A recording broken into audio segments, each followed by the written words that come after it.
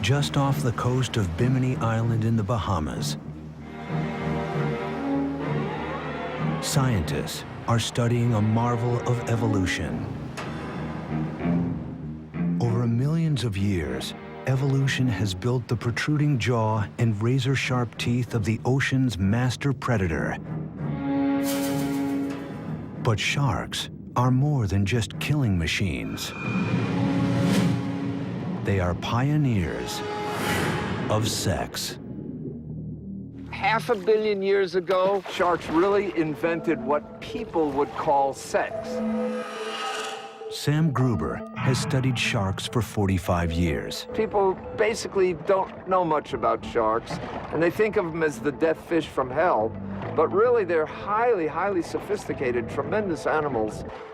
In addition to complex navigation and communication systems, sharks were one of the first to develop a whole new way to have sex. May not look like very much, but it represents a huge evolutionary leap in reproductive behavior. If you look very closely, you'll see these two little finger-like projections, which are called claspers, are actually the penis of the male shark. 400 million years ago, sharks became one of the first vertebrates to evolve a penis. But they were hardly the last.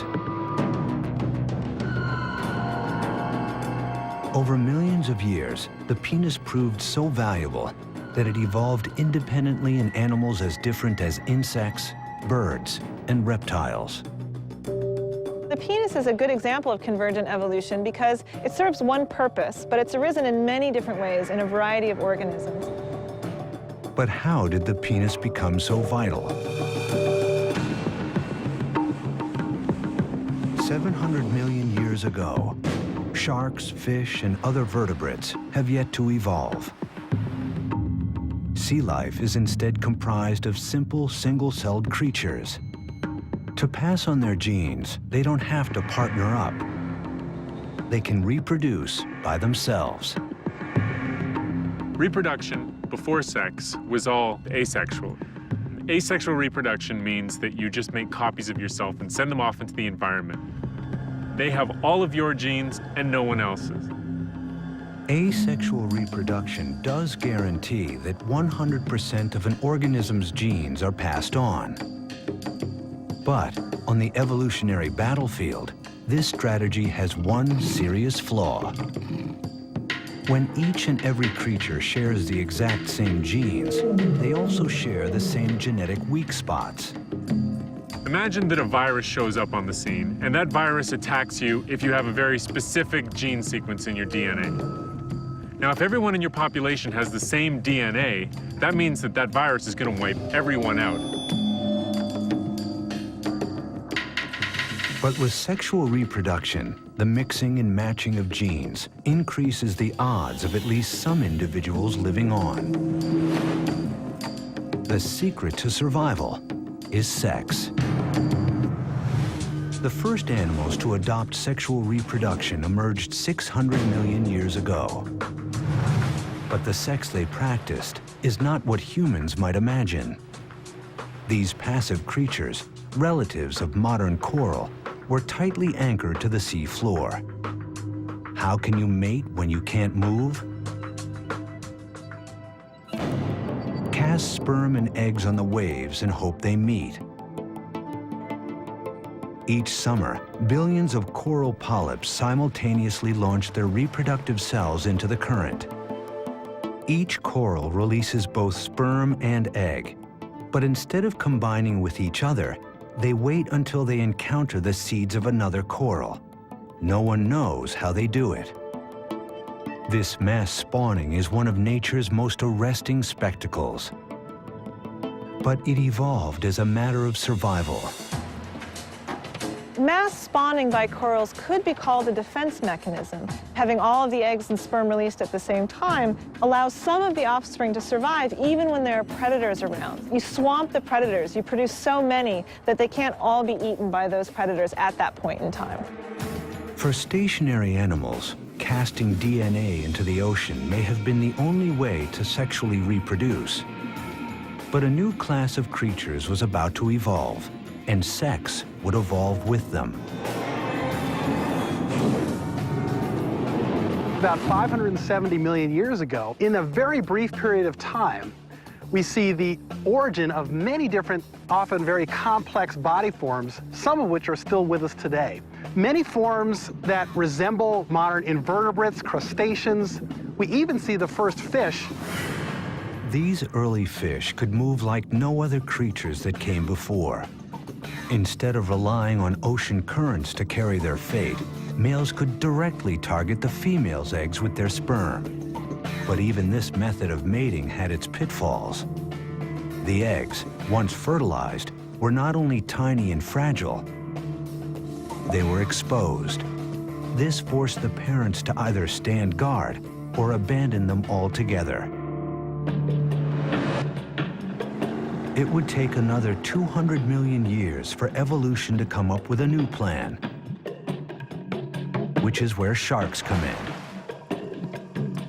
In sharks, evolution gave rise to an innovation that allowed males to deploy sperm directly inside the females. Sharks invented sex, so to speak. This is just a huge difference from what we see in animals that lived a half a billion years ago. Instead of two fish just randomly spraying their eggs and sperms out into the water, helter-skelter, these animals have to actually come in contact. Sharks are one of the first vertebrates to physically connect during sex. It may sound friendly, but with sharks, it's anything but.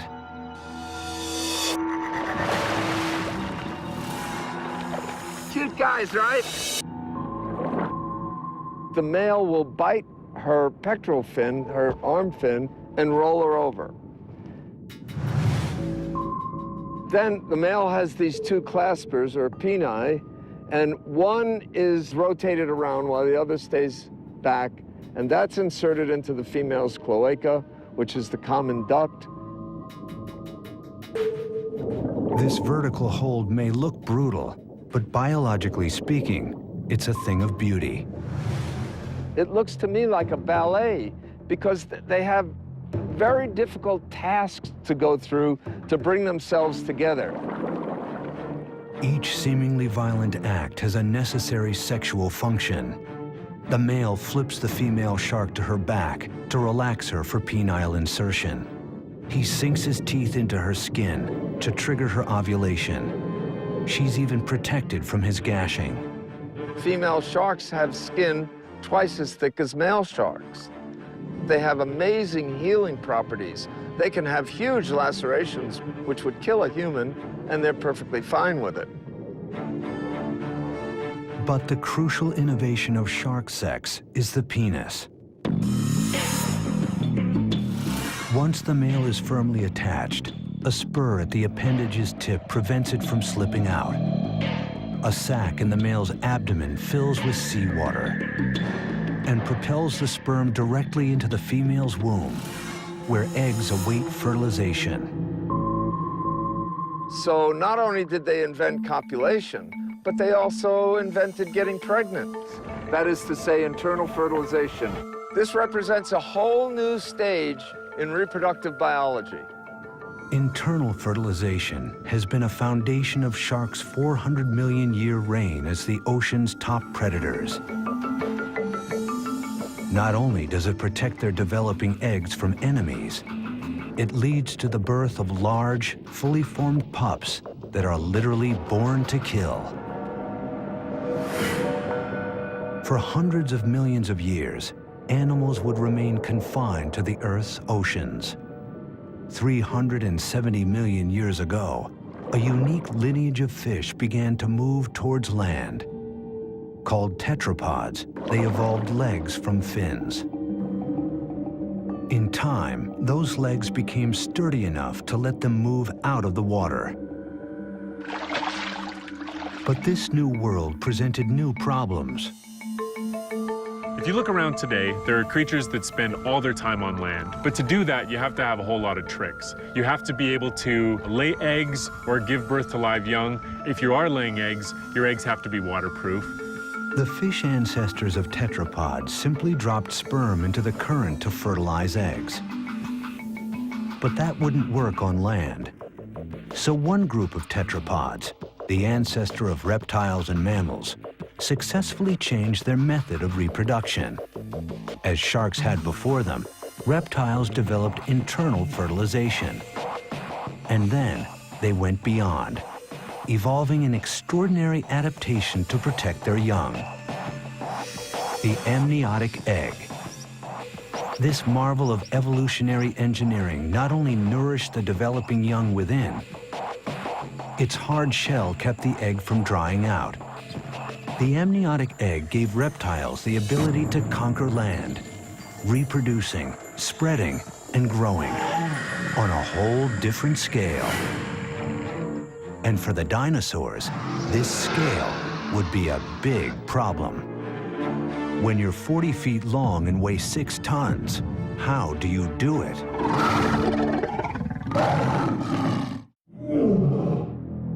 If you can't mate, if you can't pass on your genes, your evolutionary history. But what happens if your own size gets in the way of mating? Some dinosaurs evolved to be the biggest animals ever to live on land.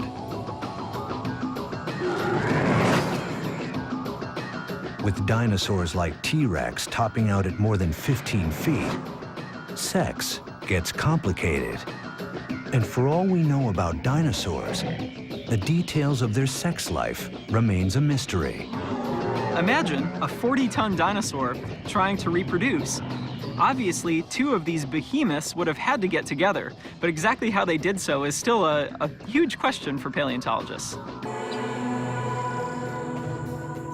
Fossilized eggs are clear evidence that dinosaurs had intercourse and reproduced through internal fertilization like birds today.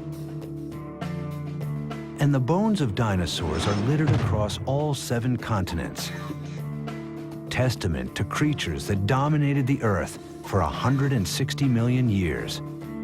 Clearly, these enormous animals must have evolved an extremely successful method of mating. Paleontologist Ken Carpenter has puzzled for years over the mystery of dinosaur reproduction. It's a whole process of trying to understand what dinosaurs were like as living animals. They had to have been able to reproduce in order to be so successful for over 200 million years. How did the males and females get together? What made Carpenter's investigation difficult was that all he had was bones. No reproductive organs have survived the fossil record. To discover what dinosaur sex might have been like, Carpenter turned to a creative mix of comparative anatomy, physics, and deduction, starting with the dinosaur's reptile cousin, the crocodile. Male crocodiles have unique sex organs, not like the claspers of the shark, but not a penis as we humans know it either. Unlike humans, dogs, cats, they don't have this very long organ that sticks out all the time. It's actually a much smaller organ that's kept inside the body. Most of the time, the male's genitalia is kept inside a slit on his underbelly called the cloaca. During sex, however, muscles inside the cloaca contract, averting the animal's penis. Just 3 inches long in the 12-foot crocodile, the male must insert this tool into the female's cloaca to deposit his sperm. For creatures the size of dinosaurs, that would be like trying to stick a key in a lock by moving the whole building. Was it possible? To find the answer to that question, Carpenter turned to another present-day creature, one that shares the dinosaur's problem of how to fertilize an internal egg, despite its enormous size. The elephant. To reproduce, the male elephant rears up and leans on the female. But doing so puts a huge amount of weight on her back. Over time, this pressure causes permanent damage, creating small fractures in the female's backbones. If dinosaur sex took the same form, Carpenter should find similar fractures in their fossils. This vertebrae here comes from a duck-billed dinosaur. Possibly this breakage was due to the male climbing on top of a female during sex. Well, maybe, but we'd have to know what gender this vertebrae is. If it's a male, it would mean one male trying to mate with another male. Maybe that's why dinosaurs became extinct, I don't know. But the elephant-like rear mount posed a more fundamental problem. The male would have climbed up, put his weight on her back. Could her bones have supported it? Elephants weigh up to 7 tons. But some dinosaurs weighed as much as 25 tons. Carpenter calculated the bone strength needed to withstand that much force and concluded that it was too much. The elephant way was out. Undeterred, Carpenter retraced his steps to crocodiles and alligators, creatures with a mating style that avoids load-bearing altogether. They've got the water to suspend them. It's almost like being in space. The male and females can basically rotate together. The male can stick his penis into the female's cloaca and interject sperm. So could dinosaurs have had sex underwater? Carpenter consulted the charts.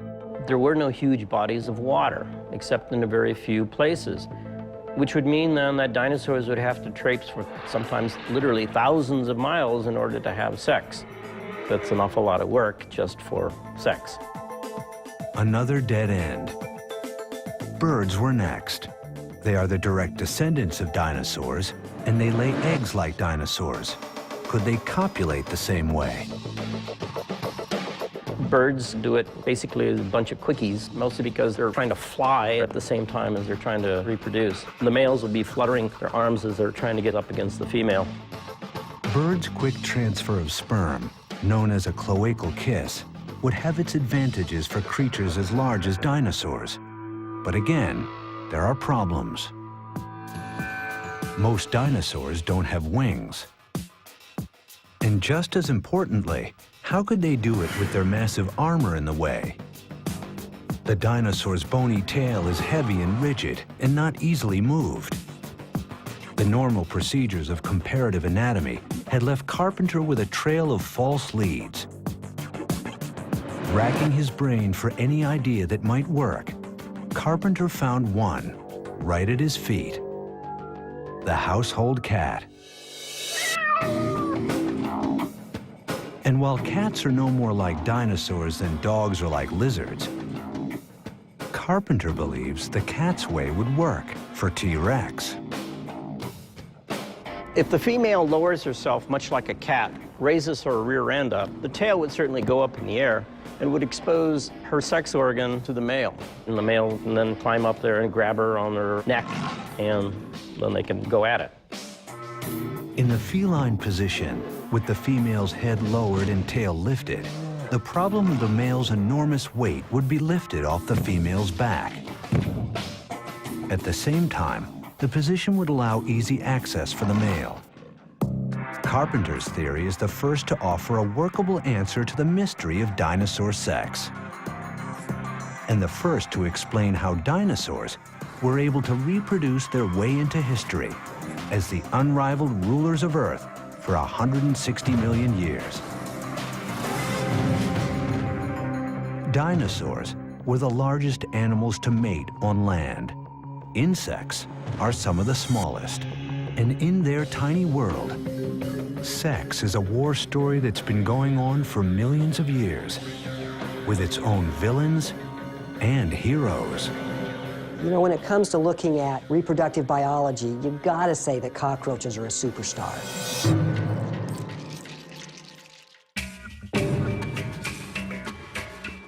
"65 million years ago, an asteroid 6 miles wide hurtles down from the sky and smashes into the Gulf of Mexico. The impact signals the end of the dinosaur age. Their extinction claims half of all species, turning the Earth into a wasteland. But insects endure. How insects outsurvived so many other animals is still a mystery. Some scientists believe the asteroid's impact caused a temperature shift that put insects into hibernation. When they re-emerged, they flourished, developing new ways to reproduce at staggering rates. But in the insect world, sex is more than just reproducing. It's a battle of the sexes, a war over sperm. Sperm competition has been extremely important in the evolution and diversification of insects.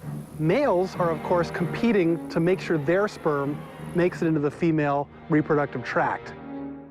At the same time, females are able to manipulate which sperm make it to successfully fertilize the egg. The female seeks multiple sexual partners, giving her offspring a diverse genetic portfolio and a greater chance at survival. But the male seeks to father all the offspring. The more paternity, the better the chances for his genes. What the male wants and the female needs are in conflict, and has spawned an evolutionary arms race, stretching the limits of evolution. A far cry from the shark's simple clasper, insects have evolved the widest variety of penis shapes on the planet. In one of the most shocking, the male damselfly's penis has sharp horns at the tip and spiky thorns down the side. If it looks like a scrub brush, there's a reason. The male uses his tool to scrape out the sperm of his rivals before depositing his own. This technique removes more than 90% of the existing sperm, virtually guaranteeing the offspring will be his. And the males of other insect species take even greater pains to guarantee a return on their deposit. There's a great strategy that some insects and also some mammals have come up with, which is called a copulatory plug. And after a male mates with a female, some of the semen hardens and becomes a plug, and it prevents other males from being able to mate with the female. It's a pretty good strategy. But honeybees take it a step further. Not just using a plug, they are the plug. Tens of thousands of male bees compete for the queen. Only one gets to mate with her. Think he's the lucky one? Think again. Upon reaching climax, his penis rips away from his body and becomes stuck inside the queen. He dies in order to lock his sperm inside her. But despite this ultimate sacrifice, female bees evolved a countermeasure, a way to pop out the plug, freeing the female to choose the sperm of another, maybe better mate. In bees, at least, females are winning the sexual arms race. But in other species, the males are taking the lead. In stick insects, males have gone beyond the removable plug, evolving into living chastity belts. They attach to their mates for weeks to prevent any other male from fertilizing her eggs. And the male love bug takes this strategy a radical step further. Once he locks his sex organ inside his partner's, he throws away the key. The male's commitment to the act is total. Once joined, he spends the rest of his life in the act of copulation. After the couple is through mating, he will die, to be dragged around by the female until she lays her eggs. Eggs all fathered by that single male. From species to species, the sexual arms race is ongoing throughout the insect world. But in one familiar group, females may have found a way to finally end the war. Entomologist Ron Harrison heads up the cockroach extermination lab at the Orkin Training Center in Atlanta. To come up with ways to kill these ultimate survivors, Harrison spends his days studying the species most commonly found in homes. 95% of all cockroach problems in urban situations are German cockroaches. They're very quick in their reproductive abilities, and therefore that helps them become resistant to products that we actually use to try to get rid of them. Evolution has provided cockroaches a host of traits that make them almost impossible to eliminate. They can live a month without food and last hours without oxygen.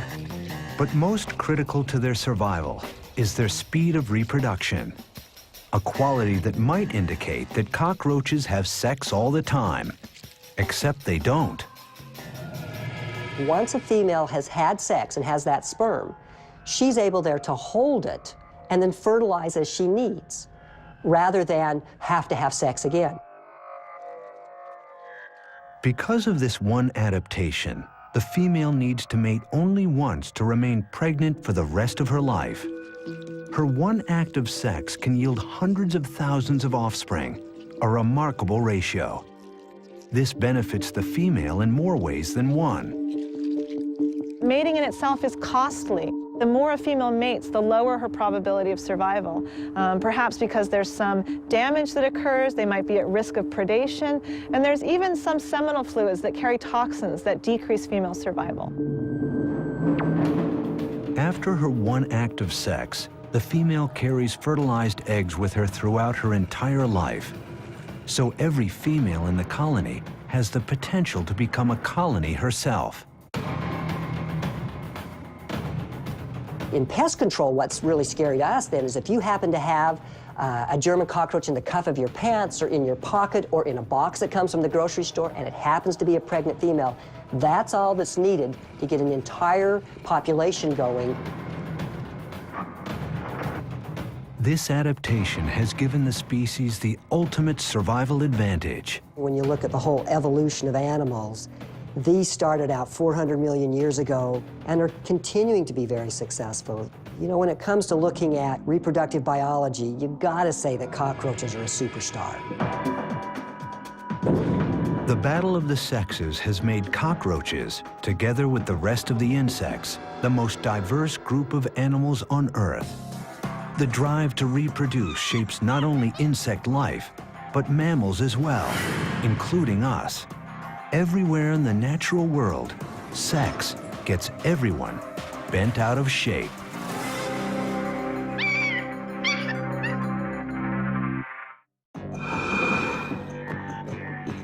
Animals will do anything to mate. The drive to pass on genes and ensure survival of the species is so strong that it causes evolutionary changes. This process is called sexual selection. It's a type of natural selection, but it's the kind of selection for the kind of traits that evolved not to survive another day, but to win at the mating game. To be successful, in evolutionary terms, your genes have to be in the next generation. As soon as you have sexual reproduction, what you're doing is going out into the environment and looking for other individuals that are doing well and trying to get some of their genes into your offspring. You need to assess how everybody in your population is doing in terms of their reproductive output. The game of courtship in the animal kingdom is largely typecast. For the most part, males display, females choose. There's not an animal on this planet in the wild that will copulate with anybody. They all have favorites. Too old, too young, too scruffy, too stupid acting, and they won't do it. And for good reason, because an animal only has a few chances to pass their DNA on into tomorrow. And so they want to do it with the kind of individual that will really enable them to survive.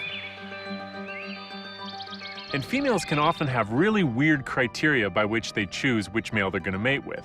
Sexual selection has had huge consequences. Males of a species, they have to compete with each other to find a female. It gives rise to a whole different set of behaviors and appearances in animals to compete with other males and try to get a female mate.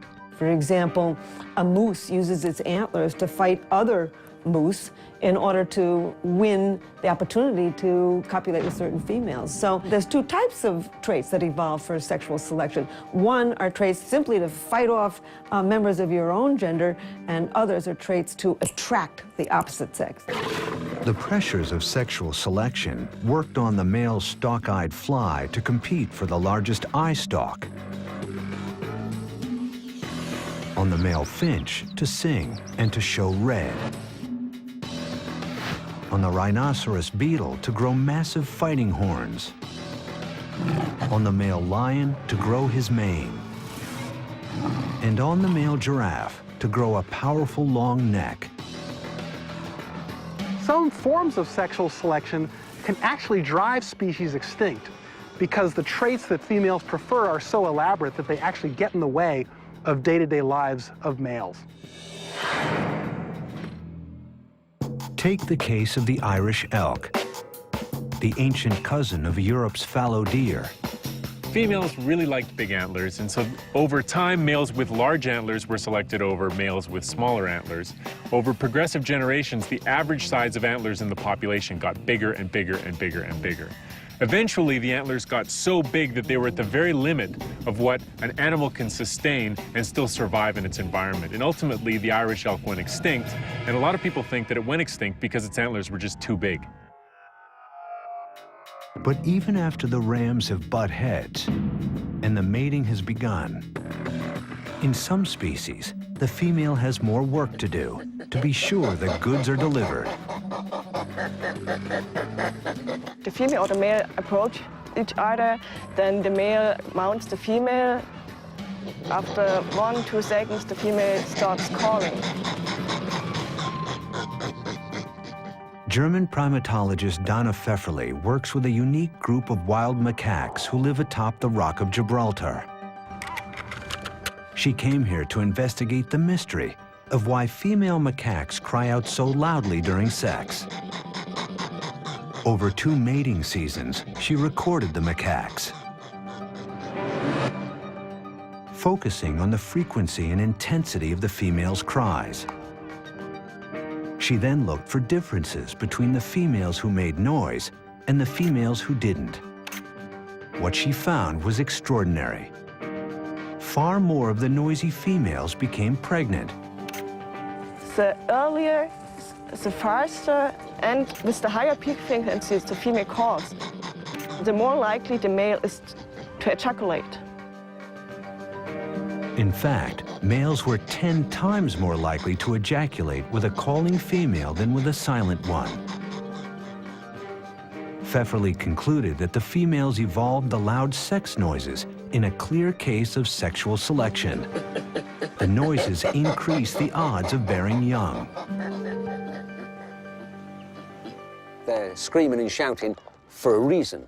If he doesn't ejaculate, then what's going to happen is she's not going to conceive. So what she's got to do is she's got to encourage him. Eric Shaw has spent years closely observing the Gibraltar macaques, who are known for one thing: sex. They have sex on average once an hour,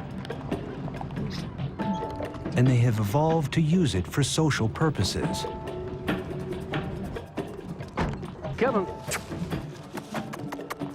No, but we've got free-ranging primates here that we know have been here for 300 years. I know, stop panicking. There's a lot of questions that they can answer for us. Be it a question of how to feed them, or be it a question of sex.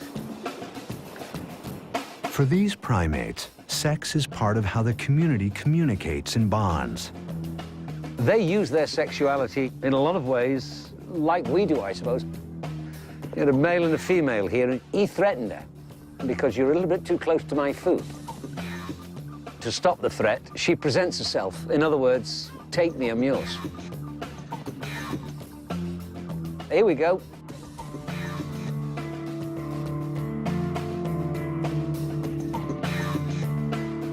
That was sheer, total submission and passiveness. She presented herself, I'm not a threat. He decided to go all the way this time and accept her submission. And now there's peace in the world. The macaque community needs order to keep their elaborate social network intact. There are little families within families, you know. One female will have 5 children over here, another will have 4 over there, but they need this protection, they need this cohesion, they need to move as a troop. With primates like macaques, sex moves beyond its primary function and is put to many different uses. The scientists call these behaviors sexual currency. Primates have developed sexual reproduction to an elaborate art. No longer is it just a physical coming together with no consequences other than reproduction. Now it's the fulcrum of many different aspects of primate societies.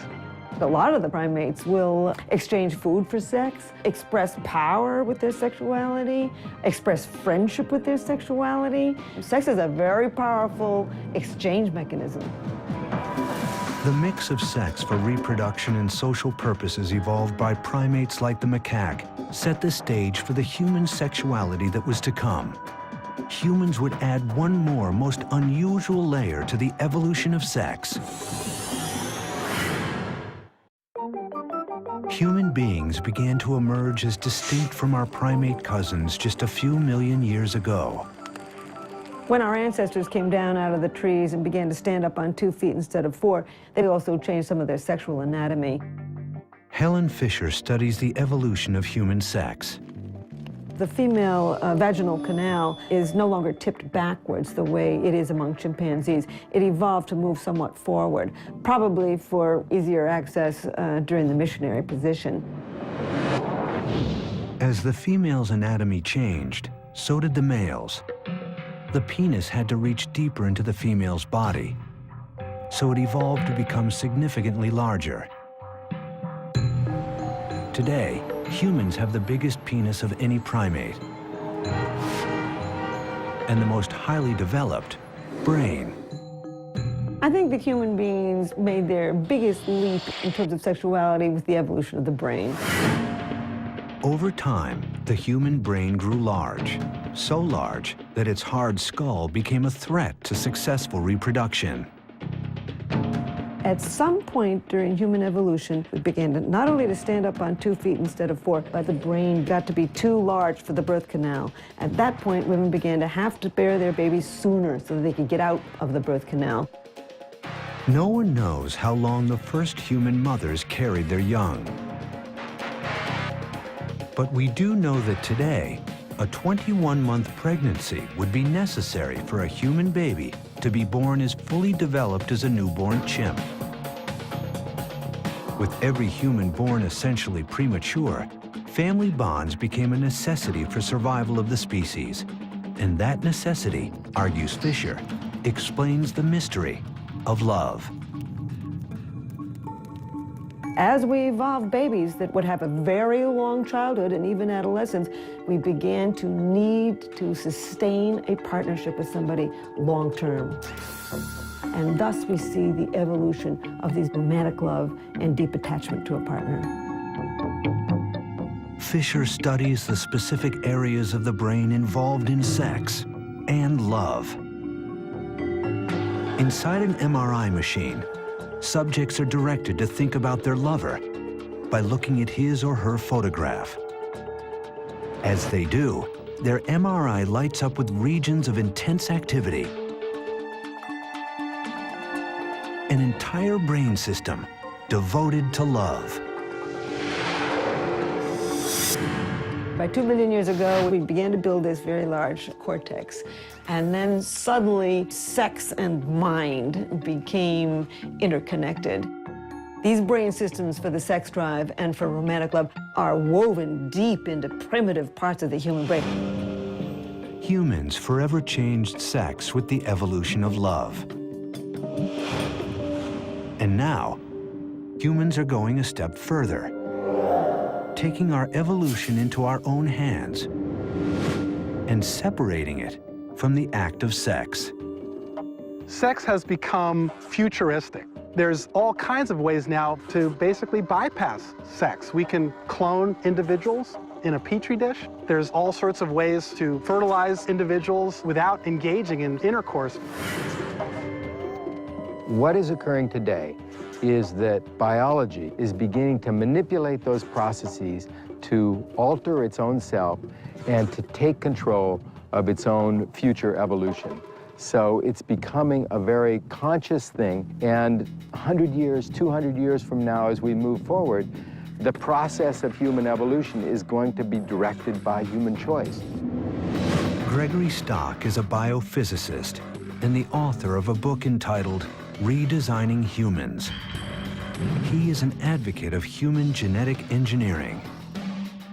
And I could see a time when it's viewed as just kind of careless to conceive of children by the old ways, where it's just some random meeting of egg and sperm. How could you be so careless about something as important as a child? Stock believes the logical first step will be genetic screening, a process in which couples will be able to bring their sperm and egg together in the lab to generate multiple embryos. Then pick the one with the most desirable traits. So I think it'll be the parents will make choices about their children that are a little bit different from themselves, but really resonate with their own personalities. If they're really outgoing, they'll want children that are outgoing. If they're really conscious about their own intelligence, they'll choose kids that have a little leg up in that realm. If they're really athletic, they're going to want an athlete. And I see an enormous diversity as we go out into the future. We already are living in the age of engineered reproduction. The first so-called test tube baby is now in her 30s. Successfully cloned animals include the mouse, sheep, cattle, cat, horse, and chimp. Theoretically, the technology to clone humans exists, but hasn't yet been used. For Stock, a future of engineered humanity would simply be a new phase in evolution, consciousness having evolved to the point where it can chart its own future. As you begin to have meaningful choices, things that can be done that people consider to be of value, for instance, a genetic screening so that you can be absolutely certain that your child is going to be very, very healthy, then I think you're going to get these technologies used in a very, very broad fashion. Natural selection has made some bad choices in the past. An awful lot of people have very bad backs. They've got bad shoulders.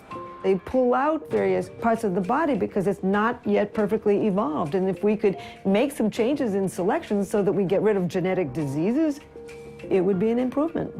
As humans move to take the reins of their own reproductive evolution, a vital debate has begun. Genetic engineering in humans is a very risky activity. The problem is that by introducing variation, we might not know what all the consequences will be.